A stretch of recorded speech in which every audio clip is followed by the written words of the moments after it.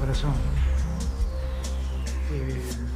Pocas veces uno tiene la suerte o la dicha de encontrarse con alguien que piensa tan parecido a uno, a tantos kilómetros de distancia, y eso es lo que me pasa con Pedro.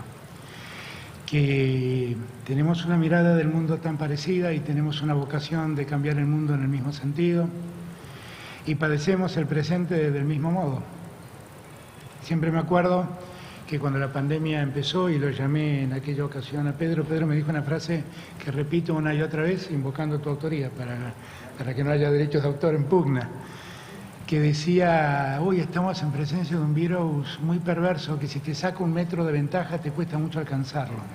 Y a mí esa frase me quedó muy grabada, muy grabada.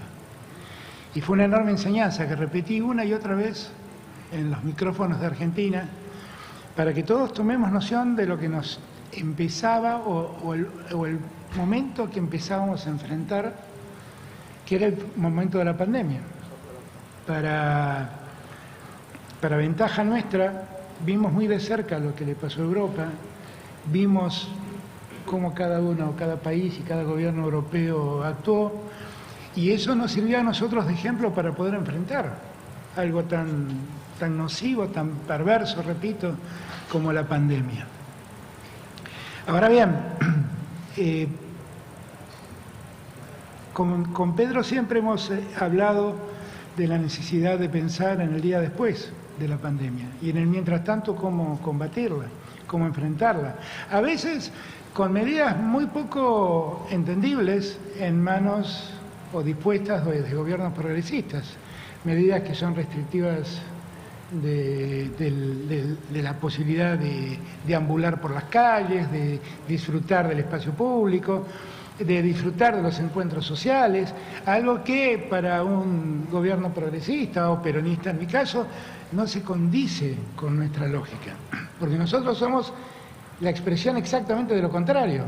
Nosotros somos los que llegamos al mundo de la política para promover la libertad, la igualdad, vivir en la diversidad, y sin embargo tuvimos que tomar decisiones que ni siquiera eran como entendibles desde la lógica nuestra, por lo que ideológicamente somos.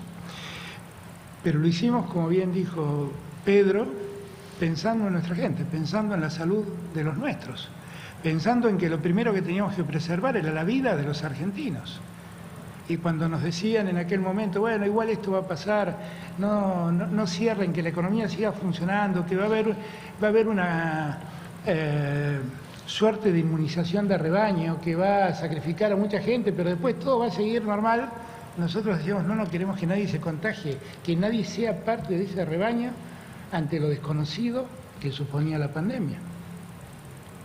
Y créeme, Pedro, que 1 año y medio después, con todo el dolor que supone cargar muertos y contagiados, creo que hicimos lo correcto, Y creo que también estamos haciendo lo correcto ahora cuando le reclamamos al mundo esto que yo llamo la socialización global de la vacuna. Que todos los países del mundo, todos los pueblos del mundo tengan la posibilidad de acceder a la vacuna, porque está visto, lo está viendo Europa, lo ve Argentina, está visto que la vacuna definitivamente frena el daño de la pandemia, definitivamente lo frena. Frena muertes y hace más llevadero los contagios. Y por lo tanto, cuanto más podamos acelerar en ese sentido, mejor va a ser. Y esto es algo que desde hace mucho tiempo, desde que la pandemia se inició, está siempre en nuestras charlas con Pedro, a ver de qué manera Europa y América Latina y Argentina en particular y España en particular podemos trabajar juntos para conseguir esa inmunidad que necesita nuestro pueblo a través de las vacunas. Y es claro que es un momento difícil, está claro que es un momento difícil, pero el momento también nos muestra, y no lo digo por Europa, porque la verdad es que el 50% de las vacunas que produjo Europa las puso en el sistema COVAX para que se distribuyan en el mundo. Pero la historia demuestra que el 90% de las vacunas está en manos del 10% de los países. Y eso habla de la injusticia que estamos viviendo. Porque además ni siquiera estamos reclamando que nos la regalen, estamos pidiendo que nos las vendan. Ni siquiera eso. Y ese es un tema que está siempre presente en nuestras conversaciones, y ustedes dirán, ¿por qué me hablan de la pandemia si acá somos empresarios? Porque que nosotros podamos superar la pandemia cuanto antes habla de la posibilidad de desarrollar mucho mejor la vida de cada uno de nuestros habitantes, de nuestros pueblos, y también el desarrollo de los negocios, definitivamente. España y Argentina tienen un lazo que es indisoluble. Y quiero decirle a los españoles y quiero decirle a los argentinos, aprovechen el momento, porque tienen dos presidentes que pensamos lo mismo. Es una oportunidad única, única, única para entendernos y para poder avanzar, única. Y yo disfruto de eso, créanmelo, lo disfruto porque veo que tenemos todas las posibilidades de que las empresas españolas sigan invirtiendo, creciendo, generando trabajo, y que las empresas argentinas sigan vendiendo sus gambas y sus gambones, como has dicho.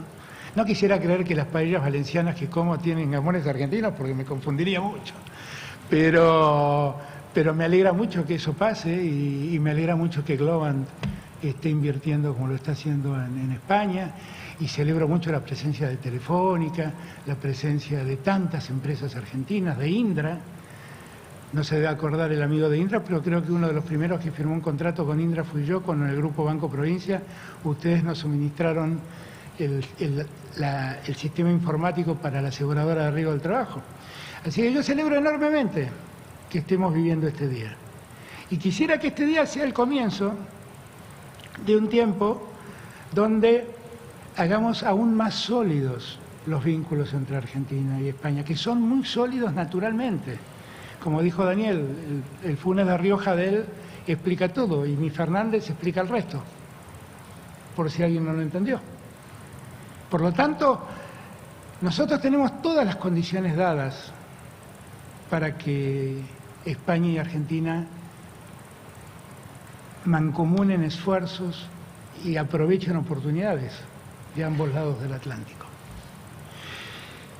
Y también me acusan de esto, pero yo la verdad es que siempre lo confieso, no voy a decir una cosa por otra. La América Latina y Argentina puntualmente somos por sobre todas las cosas americolatinistas. Creemos en América Latina y en nuestro continente y en la unidad de nuestro continente. Pero particularmente también soy un europeísta, soy alguien que cree en Europa. Porque de Europa, escribió alguna vez Octavio Paz, que los mexicanos salieron de los indios, los brasileros salieron de la selva, pero nosotros los argentinos llegamos de los barcos. Y eran barcos que venían de allí, de Europa. Y así construimos nuestra sociedad. Y Europa ha sido, en todo tiempo, ha estado entre los principales inversores reales, no financieros, inversores para el desarrollo de nuestro país. Y esa unión que tenemos que lograr entre la Unión Europea y América Latina hay que lograrla y hay que seguir trabajando y hay que seguir haciéndolo para que podamos tejer un eje de mayor desarrollo para ambos lugares, teniendo en cuenta de que somos distintos, que tenemos muchos desequilibrios, hay que atender a esos desequilibrios. Pero que es necesario, es una oportunidad única que tenemos de poder materializar ese objetivo. Yo quiero particularmente darle las gracias al gobierno de España y particularmente a mi querido amigo Pedro, porque todas las veces que lo requerí su ayuda para enfrentar momentos muy álgidos que tuvimos que enfrentar cuando asumimos el gobierno, tanto con los acreedores privados, como con el Fondo Internacional, como con el Club de París, siempre estuvo del lado nuestro acompañándonos y entendiendo y atendiendo nuestros reclamos. Y en la última cumbre iberoamericana dejamos planteada una preocupación que tenemos, que tiene que ver no solamente con el modo como se distribuyen esos derechos especiales de giro, porque a veces A nosotros los países de renta media nos pasa un poco lo que les pasa a los hermanos del medio, ¿no? A los hermanos mayores se les exige mucho y a los hermanos menores se les permite todo. Y los del medio estamos como en un limbo donde vamos creciendo sin que nos presten la adecuada atención. Pero esos países de renta media, los hermanos del medio, muchos piensan que son países en desarrollo con una riqueza enorme. Y muchos vemos que cada vez nos acercamos más a la pobreza que a la riqueza. Y en esos países de renta media, que le cuesta entender al mundo por qué debe prestar la atención a la hora de distribuir derechos especiales de giro, se está concentrando el 63% de la pobreza. Y eso explica por qué deben prestar la atención a esos países. Porque una de las cosas que nos ha dejado en claro la pandemia es que la economía